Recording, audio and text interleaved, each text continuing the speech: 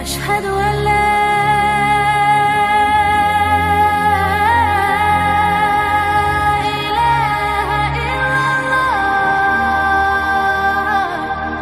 Ma'asyiral muslimin yang dimuliakan Allah Subhanahu wa taala. Siapa Nabi Ilyas ini? Diutus kepada kaum mana Nabi Ilyas ini diutus oleh Allah? Apa penyimpangan kaumnya? Bagaimana sepak terjang dakwahnya? Apakah Ilyas masih hidup sampai sekarang layaknya Nabi Khidir yang disangkakan masih hidup ataukah sudah mati? Dan bagaimana wafatnya? Inilah yang kita akan kisahkan 1 jam ke depan. Ma'asyiral muslimin yang dimuliakan Allah Subhanahu wa taala. Ada yang mengatakan bahwa Nabiullah Ilyas sama dengan Idris. Artinya kalau disebut Ilyas, dialah Idris. Dan yang berpendapat ini bukan hanya dari kalangan para ulama, tapi ada sebagian kalangan sahabat yang berpendapat bahwa Ilyas itu adalah Idris, sebagaimana disebutkan oleh Imam Ibnu Katsir Ad-Dimashqi dalam kitabnya Qasasul Anbiya. Lah yang berpendapat bahwa Ilyas itu adalah Idris adalah sahabat Abdullah bin Mas'ud radhiyallahu anhu, di mana Al-Imam Al-Bukhari menyebutkan dari Ibnu Mas'ud dan juga Ibnu Abbas, anna Ilyasa huwa Idris. Ilyas itu adalah Nabi Idris. Makanya ketika Abdullah bin Mas'ud radhiyallahu anhu membaca ayat salamun ala Ilyasin, maksudnya Ilyasin, Nabi Ilyas, dibaca oleh Abdullah bin Mas'ud dengan salamun ala Idrasin. Jadi Abdullah bin Mas'ud membaca bukan Ilyasin tetapi Idrasin, karena penyamakan antara Ilyas itu dengan Idris. Itu dua nama satu orang. Ini satu pendapat. Dan pendapat ini juga di kalangan ulama dikuatkan seperti Al-Imam Ad-Dhahhak, Imam Qatadah Ibn Di'amah dan yang lainnya. Tetapi Al-Imam Ibnu Katsir rahimahullahu taala, walaupun dia menyebutkan pendapat ini, beliau tidak merajihkan pendapat ini, tidak menguatkan pendapat ini. Beliau hanya menguatkan pendapat bahwa Ilyas dengan Idris itu dua orang yang berbeda. Idris sendiri, Ilyas sendiri maksudnya. Dan ini yang sahih wallahu a'lam. Sebab nanti turunannya akan terbahas apakah Ilyas ini termasuk nabi-nabi Bani Israel atau bukan. Kalau Ilyas itu adalah Idris, berarti Ilyas itu bukan nabi-nabi Bani Israel, karena Idris ini muncul jauh sebelum Israel diutus. Idris itu mendekati masanya Nabi Adam alaihi salatu wassalam. Adam, Syith, Idris, kan itu ya susunannya. Tetapi ada juga yang mengatakan, bagi yang mengatakan bahwa Ilyas bukan Idris, berarti Ilyas adalah nabi dari nabi-nabi Bani Israel. Dan ini yang kuat. Ada yang mengatakan bahwa dia diutus setelah masanya Yusa ibn Nun dan setelah masanya Nabiullah Hazkiel yang sudah saya ceritakan di sini, tentang kematian manusia karena penyakit taun. Diutus kepada mereka Nabi Hazkiel. Nah, setelah wafatnya Hazkiel ini diutuslah Nabi Ilyas. Tapi ada juga yang mengatakan bahwa Ilyas ini diutus setelah eranya Nabiullah Sulaiman. Jadi setelah Nabiullah Sulaiman meninggal dunia, kemudian pecah kerajaannya menjadi kerajaan Yahudi dan kerajaan Israel. Kemudian akhirnya turunan Bani Israel bercanggah satu dengan yang lainnya, berselisih, lah diutuslah Ilyas kepada mereka. Wallahu alam, karena memang waktu-waktu yang ditetapkan kan tidak ada nas-nas yang valid tentang ini, baik secara Quran ataupun secara hadis Nabi SAW, hanya diambil dari kisah-kisah Israiliyat masalahnya. Jadi kita nggak bisa menentukan waktunya kapan diutus, tapi kita perlu diimani saja bahwa ada seorang nabi namanya Ilyas, diutus oleh Allah Subhanahu wa taala sebagai rasul. Karena berbeda, ada yang mengatakan bahwa Ilyas ini bukan hanya sekedar nabi, tapi dia rasul. Alasannya kenapa? Karena Nabi Ilyas itu diutus bukan hanya kaumnya yang menentang, tapi raja-rajanya menentang. Jadi rajanya juga ikut tentang gitu. Padahal hampir semua Bani Israel itu, nabi-nabi yang diutus kepada Bani Israel itu, semuanya itu mengacu kepada syariat Musa. Semua nabi-nabi Bani Israel itu acuannya kepada syariat Musa, Taurat. Tidak ada yang baru bagi mereka, kecuali diutusnya Isa bin Maryam dan diturunkan Injil, baru ada syariat baru. Beberapa yang ada di Taurat dihapus oleh Injil. Tetapi walaupun demikian, Injil sendiri adalah penyempurna Taurat. Tetap saja asalnya Taurat. Injil ini hanya penyempurna saja. Tapi karena ada beberapa hukum dalam Taurat dihapus oleh Injil, makanya kemudian Isa alaihi salatu wassalam dikatakan sebagai rasul karena membawa syariat baru. Dan Syekh Albani rahimahullahu taala ketika mendefinisikan perbedaan nabi dan rasul, dan ini definisi yang paling kuat wallahu alam. Jadi kalau nabi itu diutus kepada kaum yang tidak bertentangan, akidah mereka tidak bertentangan, jadi nabi itu yang diutus untuk mengingatkan saja. Tapi kalau rasul itu diutus kepada kaum yang menentang rasulnya. Lah Ilyas ini kaumnya menentang, rajanya pun menentang. Makanya sebagian ulama mengatakan Ilyas ini bukan hanya seorang nabi, tapi juga dia rasul. Wallahu a'lam. Ma'asyiral muslimin yang dimuliakan Allah Azza wa Jalla, baik kita akan sebut kisah yang sesuai dengan Al-Quran dulu, baru kemudian kita masukkan beberapa kisah sebagai pengetahuan dari kisah-kisah Israiliyat dan beberapa hadis yang sebagainya palsu, sebagainya lemah, sebagai pengetahuan saja bahwa kisah-kisah itu tidak benar, itu maksudnya. Baik, kita masuk dalam kisah Al-Quran dulu. Allah Subhanahu wa taala berfirman pertama dalam surah Al-An'am 85, dan yang paling lengkap kisah Ilyas itu ada pada surah As-Saffat ayat 123 sampai 132. Di dalam surah Al-An'am ayat 85 Allah mengatakan, wa Zakaria wa Yahya wa Isa wa Ilyas kullun minas salihin. Dan Zakaria, Yahya, Isa, Ilyas semua termasuk hamba-hamba Allah yang saleh. Ayat ini memperkuat bahwa Ilyas itu bukan Idris. Kenapa?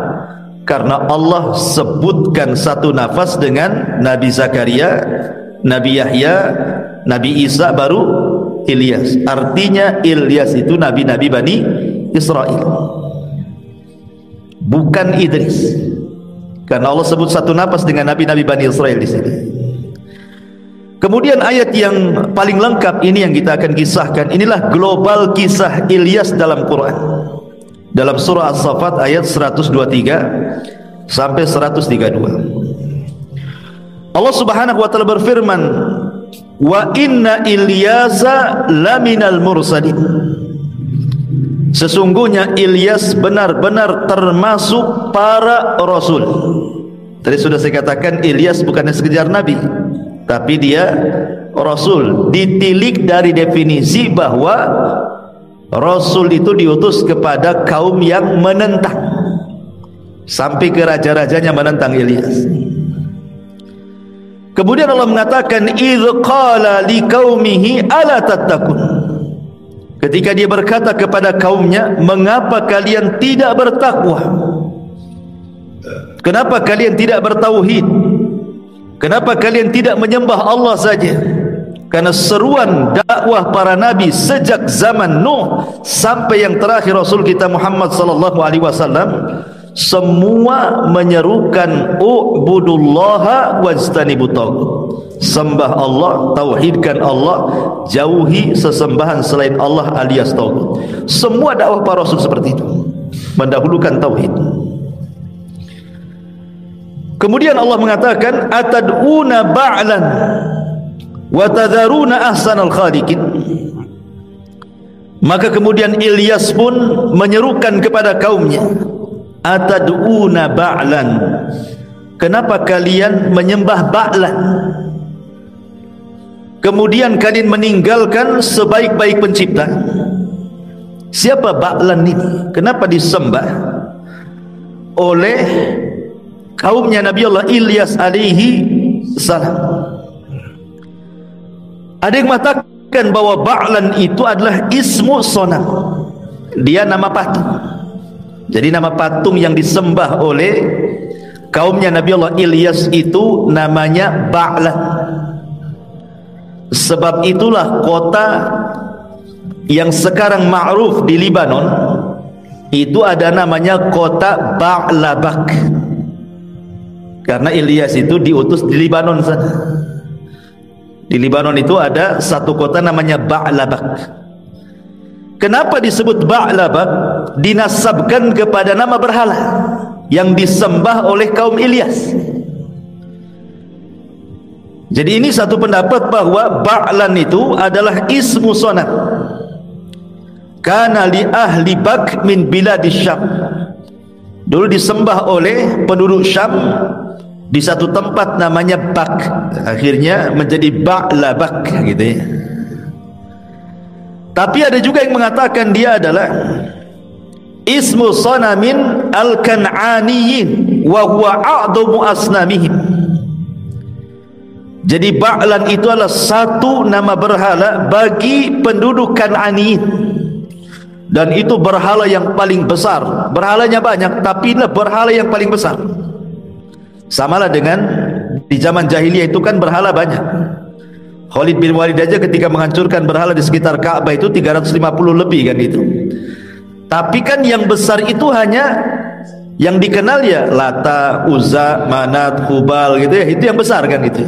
Lah, Ba'lan ini patung yang paling besar yang disembah kala itu. Patung-patung banyak, tapi itulah yang paling besar. Tapi ada juga yang mengatakan bahwa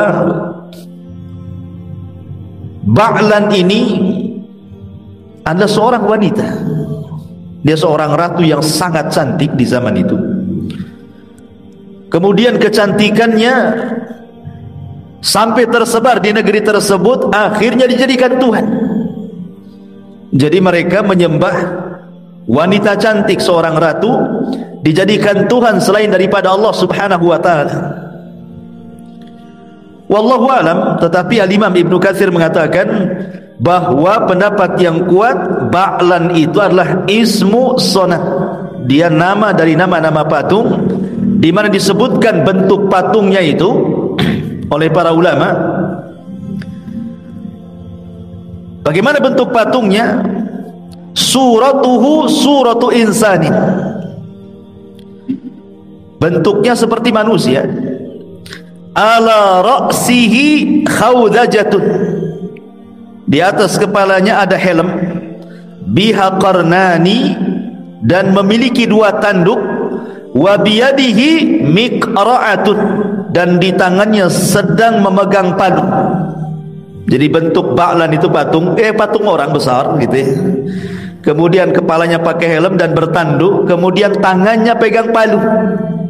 Tidak ada aritnya ya, palu saja.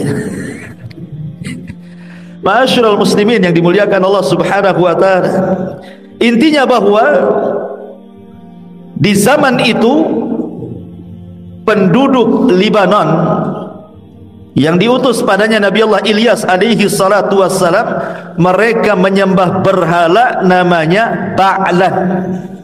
Nama berhalanya namanya Ba'lan. Makanya Allah mengatakan atad'una Ba'lan.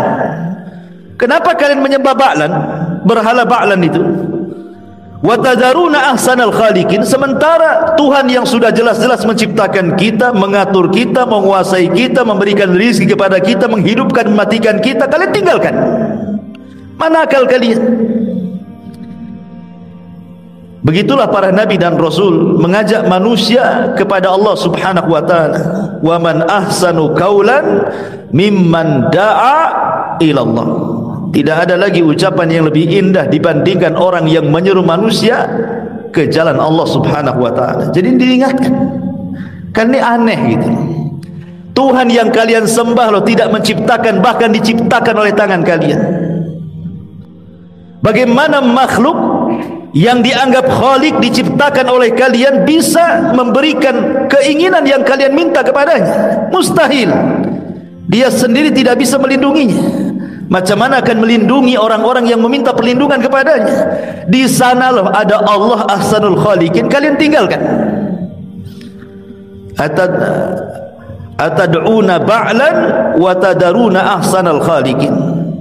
Allahu rabbukum wa rabbu abaikumul awwalin. Kata Ilyas, Allah Tuhan kalian dan Tuhan nenek moyang kalian yang terdahulu. Ingat bahwa sebelum mereka kufur ini, sebenarnya mereka sebelumnya beriman. Di masa Yusha ibn Nun mereka beriman, kemudian diutus Nabi Hazkiel, mereka beriman juga kan itu. Kemudian Hazkiel meninggal, kufur lagi, maka diutuslah Ilyas. Bagi yang berpendapat bahwa Ilyas itu diutus setelah Hazkiel. Bagi yang berpendapat sebelumnya, artinya setelah peristiwa Sulaiman alaihi salatu wasallam meninggal, di zaman Sulaiman semua bertauhid. Tapi setelah Sulaiman meninggal dunia, mulai kufur lagi. Makanya diutus kepada mereka Nabi Allah Ilyas. Makanya Nabi Ilyas ini mengingatkan tentang bapak moyang kalian. Mereka kalau menyembah Allah, kalian pula menyembah Ba'lan. Makanya dia mengatakan Allahu Rabbukum. Ingat, Allah itu Rabb kalian, yang menciptakan kalian, yang mengatur kalian, yang menguasai kalian, yang memberikan rizki kepada kalian, menghidupkan, matikan kalian. Itulah Allah. Rabbukum wa rabbu abaikumul awwalin, dan Rabb bapak-bapak kalian yang terdahulu. Tapi apa tanggapan kaumnya Nabi Ilyas ini, kaum Ba'labak ini? Sama dengan kaum-kaum sebelumnya. Ketika diutus kepada mereka, apa yang terjadi? Fariqan kadzabu wa fariqan taqtulun, kan begitu. Sebagian mereka mulai mendustakan para rasul, sebagian mereka mulai membunuh para nabi. Begitulah Bani Israel, khususnya orang-orang Yahudi. Makanya kemudian fakadzabuhu fa innahum lamuhdharun. Maka kemudian mereka mendustakan Ilyas, sesungguhnya mereka akan diseret ke neraka. Ada yang mengatakan bahwa ketika mereka kemudian tidak mau mengambil seruan Nabi Ilyas, maka Nabi Allah Ilyas alaihi salatu wassalam pun kemudian berdoa kepada Allah Subhanahu wa taala untuk ditimpakan kepada mereka paceklik yang berkepanjangan. Akhirnya Allah kabulkan, maka ditimpalah paceklik yang hebat yang berkepanjangan kepada kaum Ba'labak itu. Akhirnya mereka tobat. Setelah tobat, mulai lagi ekonominya lancar, kufur lagi. Coba bayangkan, akhirnya ditimpakan lagi azab yang lain. Jadi begitulah adat orang-orang yang diutus para nabi dan rasul sebelum Nabi kita Muhammad sallallahu alaihi wasallam, selalu mendustakan. Dikirim kepada mereka mukjizat pun tidak beriman kepada Allah azza wajalla. Karena ada yang mengatakan, memang tidak ada riwayat yang jelas, ya mungkin riwayat Bani Israel, ya Israiliyat, bahwa di antara mukjizat Nabi Allah Ilyas ini, dia bisa menghidupkan orang mati. Sama dengan Nabi Isa juga menghidupkan orang mati dengan izin Allah, kan gitu. Kemudian bisa memadamkan api, ya cukup diperintahkan saja padam atas izin Allah Subhanahu wa taala. Kemudian juga menahan hujan, tentu atas izin Allah Subhanahu wa taala. termasuk juga inzalul ghaith ba'da an amana ba'du qaumahu. Setelah beriman, dia minta kepada Allah untuk diturunkan hujan-hujan, dan begitu seterusnya. Tetapi mukjizat-mukjizat yang ditampakkan Ilyas kepada kaumnya, tetap saja mereka berdusta kepada nabinya. Makanya Allah mengatakan fakadzabuhu fa innahum lamuhdharun. Mereka pun kemudian mendustakan Ilyas, sesungguhnya mereka akan diseret ke neraka. Kemudian Allah mengatakan illa ibadallahil mukhlasin, kecuali hamba-hamba Allah yang terpilih, kecuali pengikut-pengikut Nabi Ilyas yang ikhlas, yang tidak menyembah Ba'lan dan hanya menyembah Allah saja. Kemudian Allah katakan wa tarakna alaihi fil akhirin, kami mengabadikan untuknya pujian bagi orang-orang yang datang kemudian. Ilyas walaupun sudah tidak ada, tetap dikenang dan dipuji. Sampai banyak orang yang namanya Ilyas. Kenapa orang yang namanya Ilyas? Pak Ilyas, mana Pak Ilyas? Kan itu. Ya karena memang dipuji namanya. Sampai banyak orang yang dikasih nama Ilyas, kan itu. Karena Allah mengatakan wa tarakna alaihi fil akhirin, dan kami mengabadikan untuknya pujian pada orang-orang yang datang kemudian. Dipuji-puji, Islam memuji Ilyas, dia seorang nabi dan rasul, dan begitu seterusnya. Bahkan ahli kitab pun memuji. Ya. Salamun ala Ilyasin, sesungguhnya keselamatan atau salam sejahtera atas Ilyas dan kaumnya. Ada sebagian penafsiran Ilyasin di situ maksudnya keluarga Nabi, seperti yang dikatakan Imam Ibnu Katsir rahimahullahu taala, maksudnya Ilyasin di sini adalah keluarga Nabi sallallahu alaihi wasallam, karena ada yang menganggap salah satu nama Nabi itu adalah Yasin dan Toha. Makanya kita sering mendengar ada solawat yang memanggil-manggil Yasin dan Toha, kan? Ala Yasin Habibillah, ala Toha Rasulillah, kan? Bagi orang yang berpendapat Yasin dengan Toha itu nama Nabi sallallahu alaihi wasallam, maka Ilyasin di situ maksudnya keluarga Nabi. Tapi pendapat ini dibantah oleh Imam Ibnul Qayyim rahimahullahu ta'ala dan ulama muhakkikun, ulama ahli tahqiq, bahwa Yasin dengan Toha itu bukan nama Nabi. Dia adalah huruf-huruf hijaiyah yang dicantumkan di awal surat dalam Al-Quran, sama dengan Alif Lam Mim, Alif Lam Ra, Alif Lam Mim Shad, gitu ya, Qaf, kemudian Nun, itu sama. Apa bedanya? Kenapa? Karena kalau memang Yasin dan Toha itu adalah nama Nabi SAW, harusnya harokat yang dibaca bukan Yasin tapi Yasinun, gitu ya. Tapi tetap aja dibaca Yasin, bukan Yasinu, gitu ya. Berarti kita tahu bahwa itu bukan nama Nabi. Yang kedua, tidak ada hadis yang mengatakan bahwa Yasin itu nama Nabi SAW. Di sana ada nama Muhammad, Ahmad, Hashir, Akib, ada. Tapi Yasin dan Toha tidak ada. Tapi sekali lagi ini khilaf ulama, ya. Tapi pendapat yang rajih, yang kuat wallahu alam, Yasin dan Toha itu bukan nama Nabi SAW. Sehingga di sini Ilyasin, di sini maksudnya adalah Ilyas dan kaumnya. Kemudian inna kadzalika nazzil muhsinin innahu min ibadinal mu'minin, sesungguhnya demikianlah kami berikan balasan kepada orang-orang yang berbuat baik, sesungguhnya dia termasuk, maksudnya Ilyas, hamba-hamba kami yang beriman kepada kami.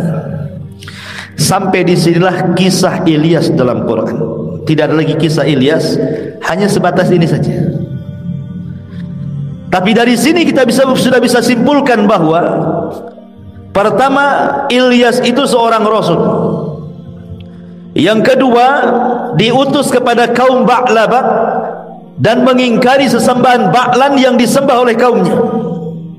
Yang ketiga, sunnah kauniyah, kaumnya mendustakan Ilyas. Yang keempat, Allah kirim azab kepada mereka. Dari sini banyak pelajaran bahwa setiap dai hendaklah mencontoh para nabi, baik rasul kita atau nabi-nabi sebelumnya, bahwa inti berdakwah itu adalah menyampaikan tauhid. Dan nanti kalau anda menyampaikan tauhid, pasti, bukan kemungkinan lagi, pasti ada yang akan menentang. Ada yang menerima, ada yang menolak. Itu sudah wajar, karena para nabi sebelumnya juga sama. Kalau di tangan mereka mukjizat yang luar biasa masih juga ditolak, apalagi kita tak ada mukjizat pula, ingin diterima pula dakwahnya. Ya, tetapi yakin bahwa menyampaikan tauhid itu semulia-mulianya dakwah, karena itu adalah dakwah yang diemban oleh seluruh para nabi dan rasul. Ma'asyiral muslimin yang dimuliakan Allah Azza wa Jalla. Baik, kita masuk pada beberapa kisah yang disebutkan oleh ahli sejarah dan beberapa riwayat, di mana riwayat ini sebenarnya tidak ada yang sahih, tapi tidak apa-apa, sebagai pengetahuan kita akan kisahkan. Ma'asyiral muslimin yang dimuliakan Allah Azza wa Jalla, ada yang mengatakan bahwa Nabi Allah Ilyas alaihi salatu wassalam itu, ketika kaumnya sudah mulai mendesak dia, mendustakan dakwahnya, kemudian juga hampir dibunuhnya, dikerahkan pasukan untuk membantainya oleh raja yang zalim itu, sesak dadanya. Dari situlah kemudian dia ingin mati. Maka dijelaskan oleh Wahab ibn Munabbih, dan ini riwayat dicantumkan oleh Imam Ibnu Katsir di dalam kitabnya Qasasul Anbiya, annahu lama da'a rabbahu azza wa jal an yaqbidahu ilaihi, ketika dia berdoa kepada Allah untuk dicabut nyawanya, lima kadzabuhu wa adauhu, faja'athu dabbatun launuha launun nari faraqibaha wa ja'alallahu lahu rishan wa albasahu nur. Maka tiba-tiba ketika dia sudah mulai didustakan dan disakiti kaumnya, maka Allah datangkan kepada Ilyas ini sebuah kendaraan berupa binatang melata, warnanya seperti warna api. Kemudian Allah Subhanahu wa taala menjadikan tunggangan ini sebagai tunggangan Ilyas. Kemudian Allah pasangkan kepada Nabi Ilyas itu sayap. Allah kasih sayap di belakang punggung Ilyas itu. Kemudian diberi pakaian berupa cahaya. Kemudian waqata anhu ladzatul mat'ami wal mashrab, sejak itulah dia tidak makan dan minum. Hebat kan? Tak makan dan minum, gak lapar gak haus. Wasara malakiyan basyariyan samawiyan ardiyan, maka dia pun tiba-tiba menjadi malaikat dari kalangan manusia. Dia bisa terbang ke langit, bisa jalan-jalan di bumi, ya. Kemudian wa ausa ila Ilyas ibn Akhtub, kemudian dia pun mewasiatkan kepada Ilyas nabi setelahnya dengan wasiat-wasiat kenabian dan untuk meneruskan perjuangannya, karena nanti setelah Ilyas diceritakan Ilyasa, ya. Ada yang mengatakan Ilyasa itu anak paman daripada Ilyas. Baik, ma'asyiral muslimin yang dimuliakan Allah Azza wa Jalla, kata Imam Ibnu Katsir, fa fi hadza nazarun, riwayat seperti ini tidak dikenal dalam redaksi-redaksi hadis dalam Islam. Ini ada kritikan ulama. Boleh jadi kisah ini berasal dari kisah Israiliyah, tidak bisa kita benarkan secara mutlak, tidak bisa pula kita dustakan secara mutlak. Ya, kita sisipkan sebagai pelezat kisah namanya. Karena kita sudah ada di Quran, cukuplah kisah itu dalam Al-Quran saja sudah cukup. Ya. Ini satu riwayat. Riwayat yang kedua, Al-Imam Makhul ibn Ka'ab pernah mengatakan, arba'atu anbiya ahya, ada 4 nabi itu masih hidup sampai sekarang. Ada 4 nabi yang masih hidup sampai sekarang. Isnani fil ardi wa isnani fis sama, katanya. Yang 2 hidup di langit, yang 2 hidup di bumi, sampai sekarang masih hidup. Adapun yang 2 hidup di bumi, kemudian dijelaskan Ilyas wa Khadir. Nabi Ilyas dan Nabi Khidir. Itu masih hidup tuh dua-duanya, belum mati. Adapun yang hidup di langit Idris wa Isa alaihi salam. Adapun yang di langit adalah Idris dan juga Isa alaihi salatu wassalam. Kemudian disebutkan oleh Imam Ibnu Katsir rahimahullahu taala dari riwayat Maqul ibn Ka'ab ini, yang hebatnya adalah anna Ilyasa wal Khadira yajtami'ani fi kulli amin. Jadi Ilyas dengan Khadir ini setiap tahun ada reuni, ketemu ya. Fi syahri Ramadan bi Baitil Maqdis. Kapan itu ketemuan Ilyas dan Khadir itu? Di bulan Ramadan di Baitul Maqdis. Setahun sekali mereka ketemu berdua ngobrol tuh. Wa annahuma yahujjani kulla sanatin. Dan keduanya selalu haji berdua setiap tahun. Wa yashrabani min zamzam syurbatan takfihima ila mithliha minal amil muqbil. Dan keduanya minum dari air zam-zam yang dengan air zam-zam itu cukup untuk mengenyangkan sehingga dia tidak perlu makan minum sampai tahun depan. Sekali minum sampai tahun depan tak makan tak minum lagi. Mantap ya kan ya. Kemudian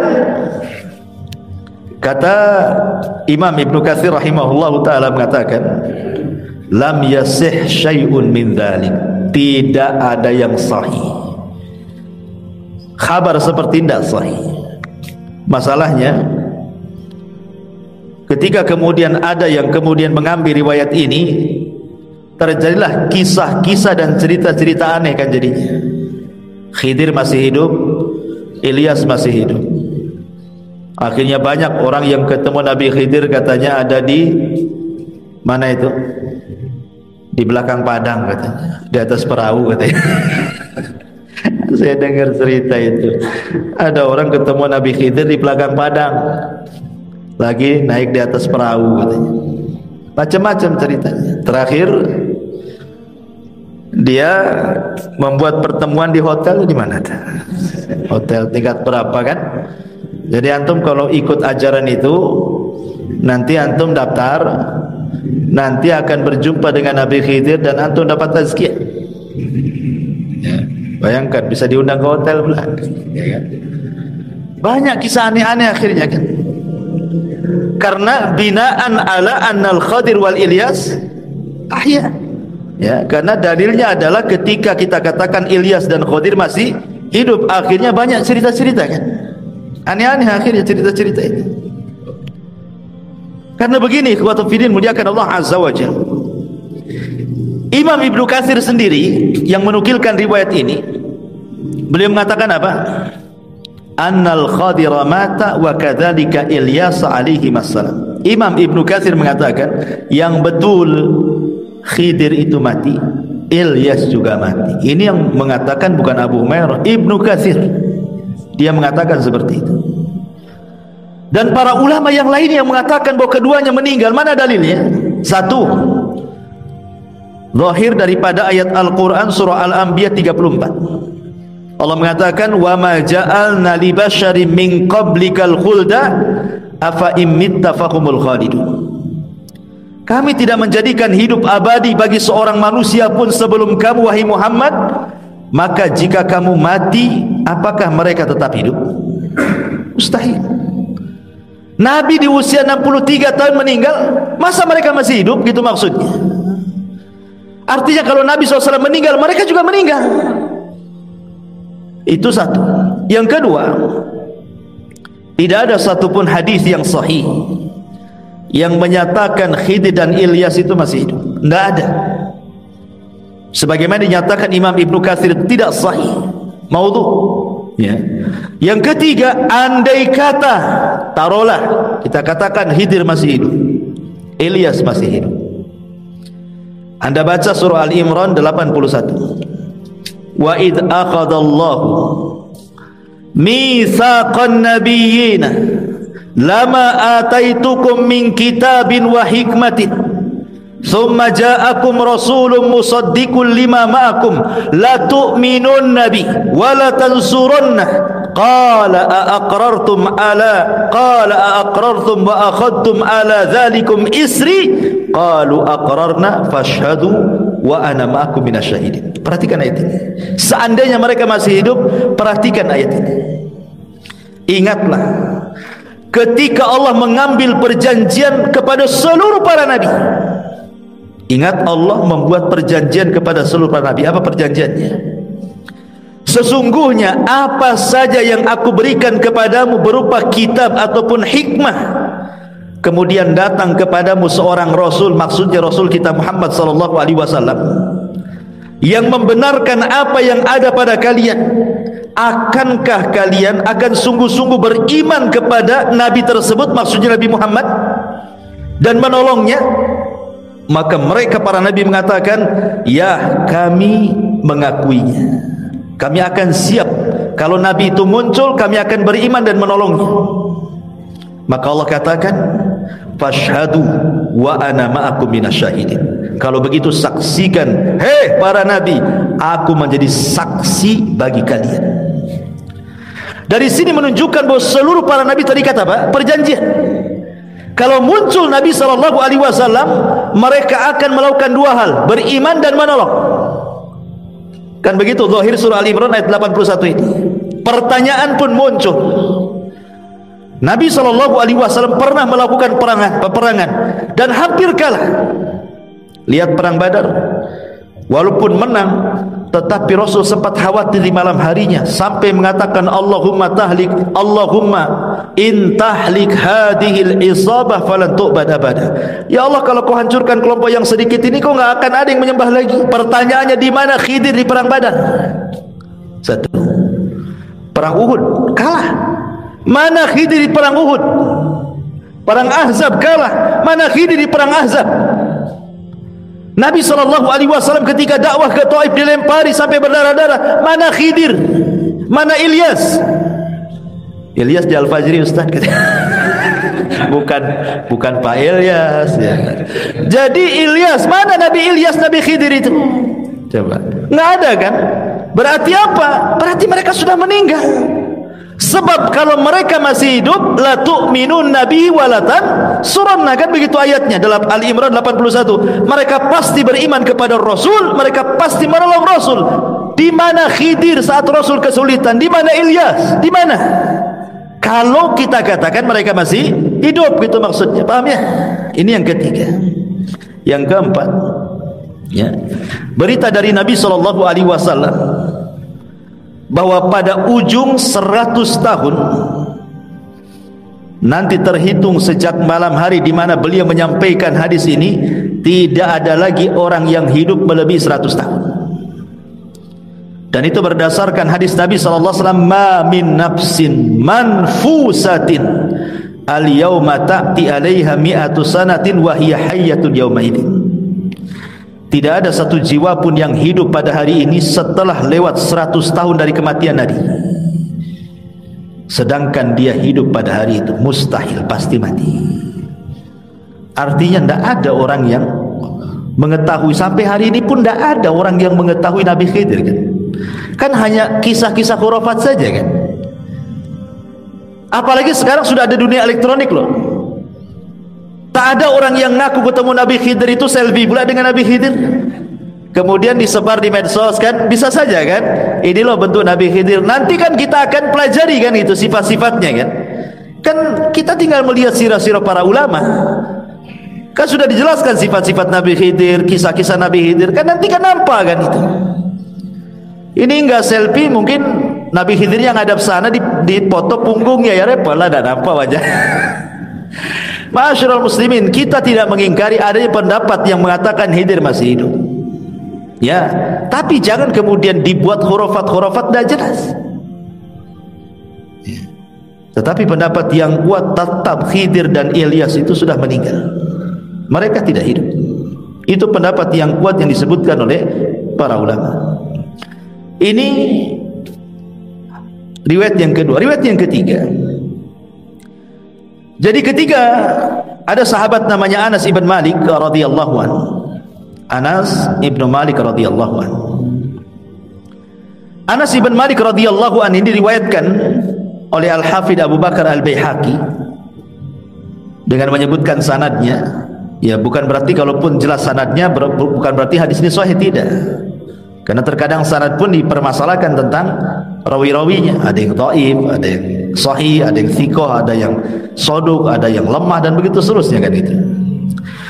Jadi diceritakan dari Anas ibn Malik radhiyallahu anhu, kunna ma'a Rasulillah sallallahu alaihi wasallam fi safar. Kami bersama Rasul sedang safar. Fanazalna manzilan, maka kami pun singgah di sebuah tempat. Fa idza rajulun fil wadi yaqulu Allahumma ij'alni min ummati Muhammadin sallallahu alaihi wasallam al marhumatil maghfuratil muthabi 'alaiha. Tiba-tiba kata Anas bin Malik radhiyallahu anhu, ketika kami singgah dekat lembah itu, ada pula suara di balik lembah itu. Ya Allah, jadikan aku dari umat Muhammad yang dirahmati, yang diampuni, yang banyak pahalanya, katanya. Maka Anas bin Malik radhiyallahu kaget. Faltafattu ila wadin, aku pun melihat, pandanganku ke arah lembah itu. Kaget dia. Fa idza rajulun tuluhu aksar min 300 dhira', katanya. Tiba-tiba diperlihatkan kepadaku, kata Anas, ada orang tinggi sekali. Tingginya itu melebihi 300 hasta. 300 hasta. Nabi Adam berapa hasta? 60. Nabi Adam aja 60 hasta. Ini lebih dari 300 hasta. Kalau antum ke Saudi, ada jubah Nabi Adam 30 meter. Maksudnya itu bukan jubahnya sejak Nabi Adam, tidak. Saking gedenya jubah itu 30 meter. Ya, karena Nabi Adam itu sekitar 30 meter, kan satu hasta itu kan setengah meter. Ini dari sini satu hasta namanya, ini setengah meter. Kalau dua begini berarti 1 meter kan. Berarti kalau 60 hasta bagi 2 jadi 30 meter. Dan Nabi Adam 30 meter. Ya. Dan penduduk surga pun akan tinggi seperti itu, 30 meter, sama dengan postur tubuh Nabi Adam. Tapi orang ini lebih dari 300 meter, kan tinggi kali itu, raksasa kan gitu ya.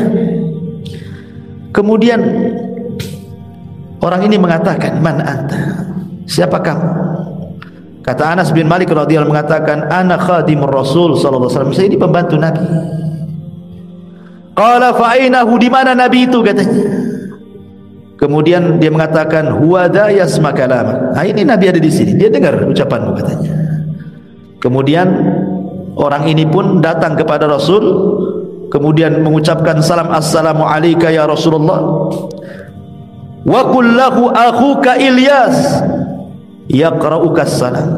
Bilang sama nabimu bahwa saudaranya Ilyas telah mengucapkan salam kepada nabimu Rasul sallallahu alaihi wasallam. Maka kata Anas, fa'ataitun nabi, aku pun mendatangi Nabi sallallahu alaihi wasallam, fa akhbartu, aku pun menghabarkannya. Faja'a, maka Rasul pun datang, hatta laqiyahu, sampai menjumpai orang yang tinggi 300 hasta itu. Fa'anaqahu, kemudian saling berpelukan. Nabi kecil, orang di 300 meter, gimana pelukannya? Pelukan di kakinya saja lah kan gitu ya. Logikanya kan begitu ya. Makanya kalau hadis lemah itu aneh-aneh nanti ceritanya kan. Kemudian fa'anaqahu, dia pun memeluk Nabi sallallahu alaihi wasallam dan Rasul meluk dia. Kemudian wasallama, dan mengucapkan salam. Tsumma qa'ada yatahaddatsan, kemudian dua-duanya duduk saling bercerita. Faqala lahu ya Rasul, maka orang ini mengatakan, ya Rasulullah, inni ma akulu fi sanatin illa yauman. Aku belum makan loh sejak setahun kemarin sampai sekarang. Aku belum makan dari tahun kemarin sampai sekarang, katanya. Kemudian dia mengatakan apa? Hada yaumu fitri inilah hari fitri, hari Idul Fitri. Kebetulan hari ini hari Idul Fitri. Ayo kita makan, saya dan kamu berdua, kata Nabi. Akhirnya dua-duanya makan. Ya, makanannya apa yang terjadi? Fanazalat ma'idah minas sama. Tiba-tiba turun makanan dari langit. Bayangkan, makanannya aja dari langit. Ya. Alaiha huzbun wa hud, roti, kemudian ada ikan dan macam-macam. faakala, maka kemudian keduanya makan, wasalainal asra, kemudian kami pun salat asar, thumma wadda'ahu, kemudian dia pun pergi meninggalkan Nabi sallallahu alaihi wasallam. Thumma ra'aituhu marra fi sahabi nahwas sama. Katanya Anas bin Malik, aku melihat dia terbang naik awan kemudian berantah terbang ke mana, katanya. Hadis ini memang dicantumkan oleh Imam Hakim dalam Mustadraknya, akan tetapi para ulama mengatakan hadis ini tidak sahih, dhaif, walaupun dicantumkan oleh Imam Hakim dalam Mustadraknya.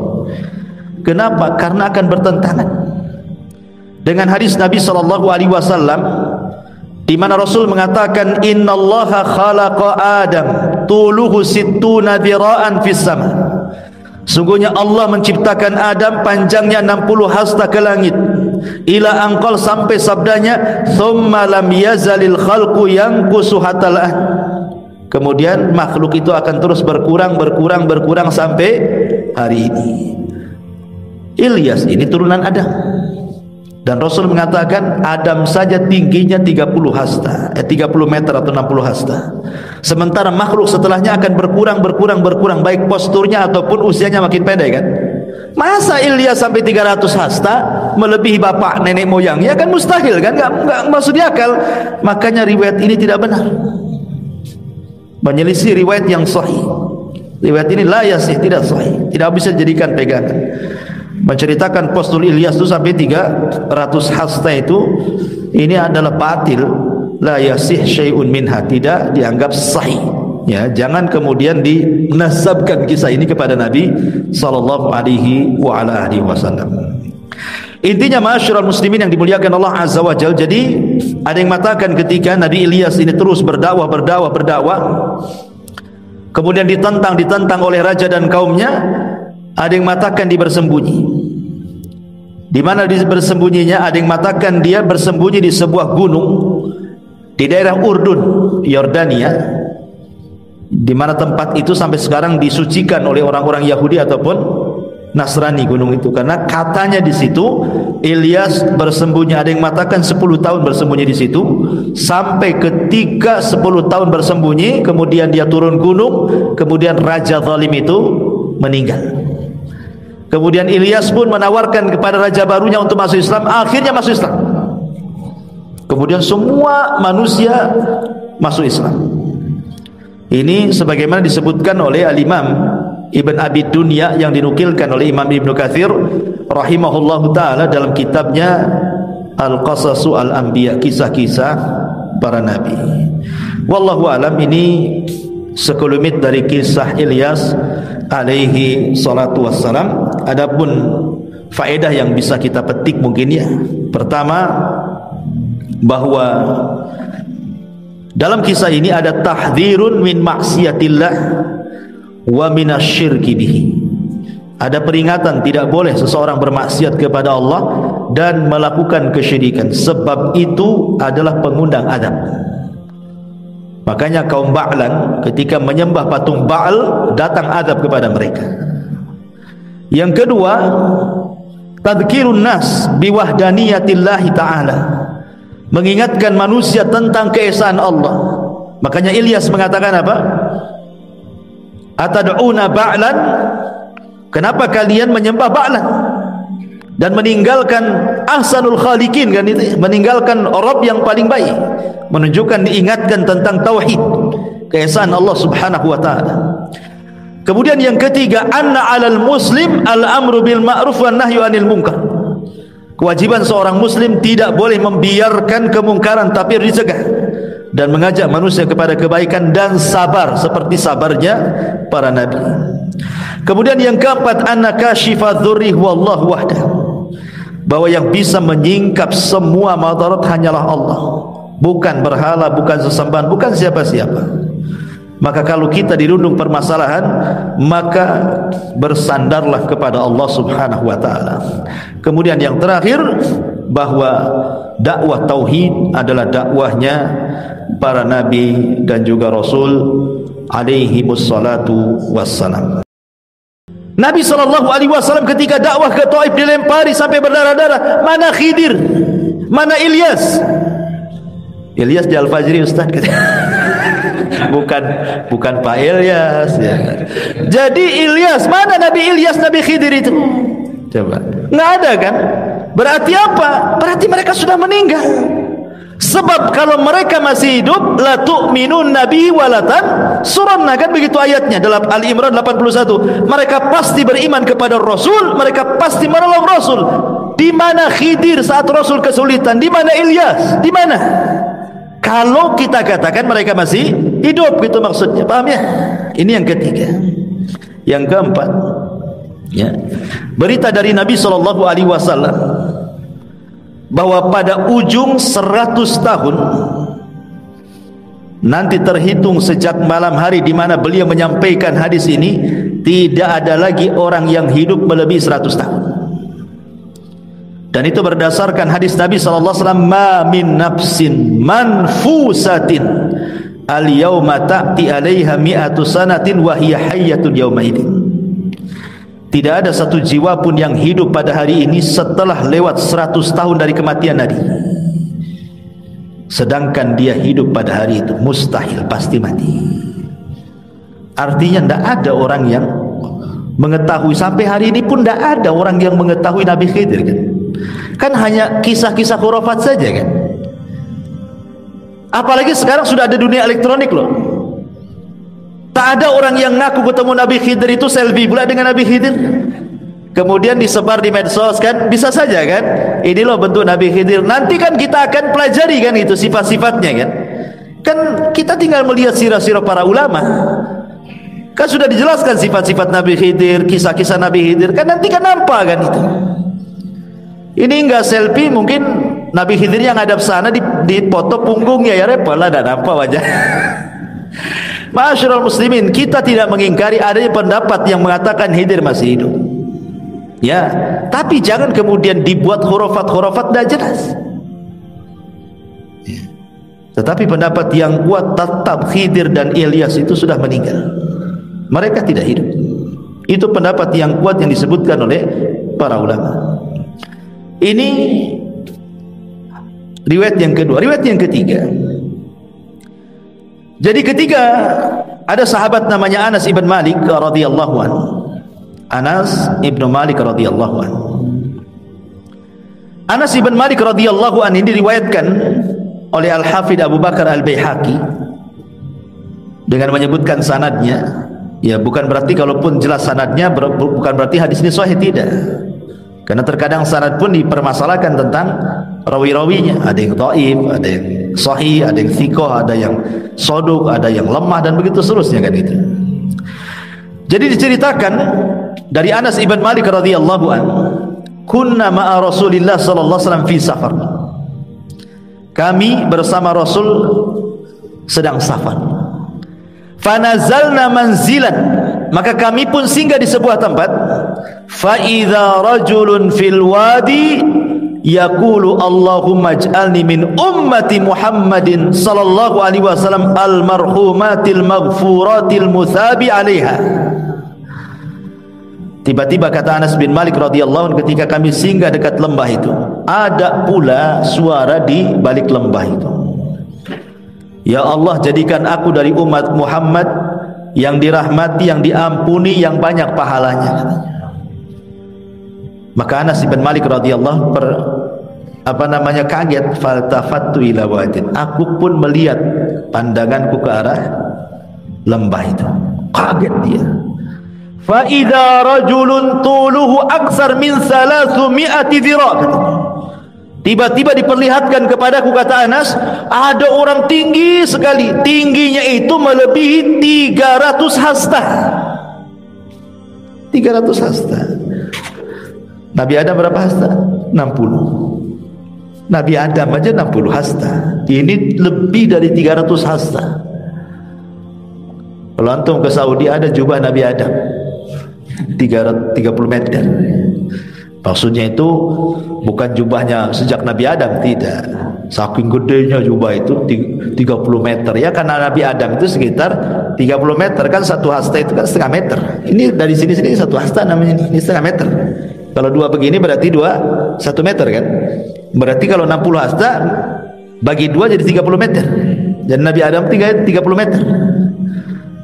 Dan penduduk surga pun akan tinggi seperti itu, 30 meter, sama dengan postur tubuh Nabi Adam. Tapi orang ini lebih dari 300 meter, kan tinggi kali itu, raksasa kan gitu ya. Kemudian orang ini mengatakan, "Man anta?" Siapa kamu? Kata Anas bin Malik radhiyallahu mengatakan, "Ana khadimur Rasul sallallahu alaihi wasallam." Saya ini pembantu Nabi. Qala fa ainahu, di mana Nabi itu katanya. Kemudian dia mengatakan, "Huwa dha yasma kalama." Nah, ini Nabi ada di sini, dia dengar ucapanmu katanya. Kemudian orang ini pun datang kepada Rasul, kemudian mengucapkan salam, "Assalamu alayka ya Rasulullah. Wa qul lahu akhuka Ilyas yaqra'uka salam." Bilang sama nabimu bahwa saudaranya Ilyas telah mengucapkan salam kepada nabimu Rasul sallallahu alaihi wasallam. Maka kata Anas, fa'ataitun nabi, aku pun mendatangi Nabi sallallahu alaihi wasallam, fa akhbartu, aku pun menghabarkannya. Faja'a, maka Rasul pun datang, hatta laqiyahu, sampai menjumpai orang yang tinggi 300 hasta itu. Fa'anaqahu, kemudian saling berpelukan. Nabi kecil, orang di 300 meter, cuma ada pelukan. Pelukan di kakinya saja lah kan gitu ya. Logikanya kan begitu ya. Makanya kalau hadis lemah itu aneh-aneh nanti ceritanya kan. Kemudian fa'anaqahu, dia pun memeluk Nabi sallallahu alaihi wasallam dan Rasul meluk dia. Kemudian wasallama, dan mengucapkan salam. Thumma qa'ada yatahaddatsan, kemudian dua-duanya duduk saling bercerita. Faqala lahu ya Rasul, maka orang ini mengatakan, "Ya Rasulullah, inni ma akulu fi sanatin illa yauman." Aku belum makan loh sejak setahun kemarin sampai sekarang. Aku belum makan dari tahun kemarin sampai sekarang, katanya. Kemudian dia mengatakan apa? Hada yaumu fitri